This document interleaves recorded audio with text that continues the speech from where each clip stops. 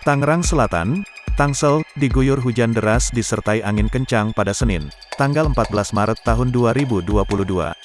Terpantau sejumlah daerah yang mengalami fenomena alam ini diantaranya Pamulang, Ciputat dan daerah elit BSD. Meski singkat, badai tersebut mengakibatkan kerusakan cukup fatal. Beberapa pohon tumbang, atap rumah berterbangan, sampai banyak gerobak terpental. Tak terkecuali gedung baru pusat pemerintahan Kota AO Puspemkot Tangsel. Jendela kaca di jembatan penghubung gedung parkir dan gedung Puspemkot Tangsel pecah berserakan.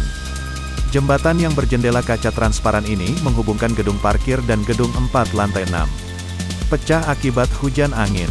Saya dapat info dari Asda 3, tapi dipastikan tidak ada korban.